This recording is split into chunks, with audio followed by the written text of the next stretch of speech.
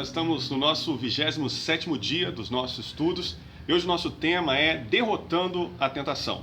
Nosso versículo-chave se encontra em 1 Coríntios 10, versículo 13, e diz assim: Deus é fiel e Ele impedirá que a tentação se torne tão forte que vocês não possam suportá-la. Quando forem tentados, Ele mostrará uma saída, de modo que vocês não venham a cair.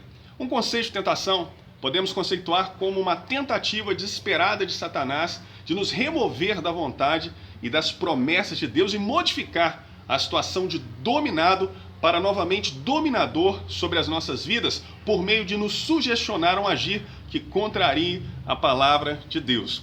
É necessário que a gente abra o conceito de tentação para abranger toda e qualquer situação que nos faça agir de forma contrária à palavra do Senhor. Porque muitas das vezes nós restringimos tentação com um ato ligado à área sexual, nós restringimos a tentação com um ato de mentira, com roubo. Tudo isso também é tentação porque são pecados, mas nós precisamos ter essa abertura. Por exemplo, em Filipenses 4:4 a Bíblia diz que devemos sempre nos alegrar no Senhor.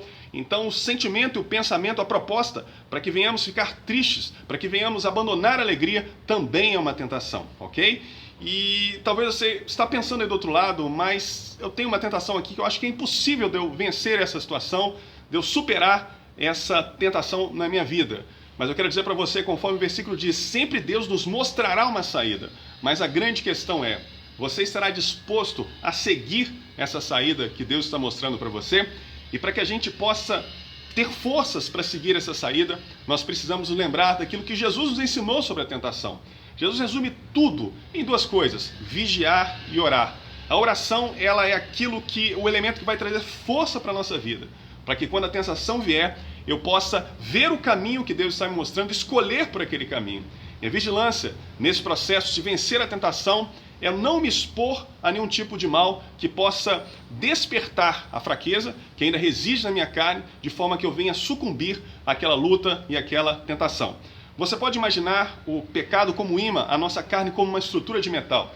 Quando eu era criança, eu brincava de aproximar a estrutura metálica do imã e dizer eu não vou deixar encostar, mas chegava um ponto que era impossível.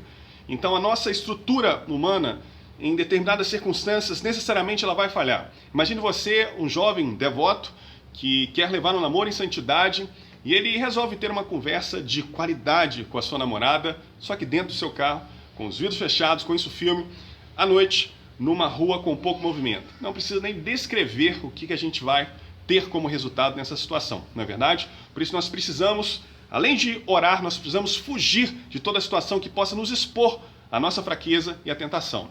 Além disso, nós precisamos ter em vista 4 fundamentos que também vão nos ajudar a ter a vitória sobre as tentações. O primeiro desses fundamentos é redirecionar a nossa atenção. Quando a tentação surgir até você, que você redirecione a sua atenção. Martinho Lutero disse: eu não posso impedir que os pássaros voem sobre a minha cabeça, mas eu posso impedir que ele pare e faça um ninho. O pensamento gera sentimento, o nosso sentimento gera a nossa ação. Ações repetidas influenciam o nosso caráter. Por isso você precisa guardar a sua mente com a palavra de Deus, com o capacete da sua salvação, porque é ali em que tudo começa. O segundo fundamento, além de você redirecionar e guardar a sua mente, é o fundamento de compartilhar a sua luta com um amigo devoto ou com um cristão maduro na fé, ok? Quando você faz isso, você está vivendo o que o Senhor nos diz no livro de Tiago, capítulo 5, versículo 16, que diz: confessai os vossos pecados uns aos outros para seres curados. Então a cura, quando nós compartilhamos as nossas fraquezas, quando nós chamamos alguém para estar conosco nas nossas dificuldades. E um terceiro fundamento é resistir ao mal. Mas como eu faço isso? Para resistir ao mal, nós precisamos olhar para aquilo que Cristo fez no deserto, onde ele resistiu a Satanás. Jesus usou a palavra.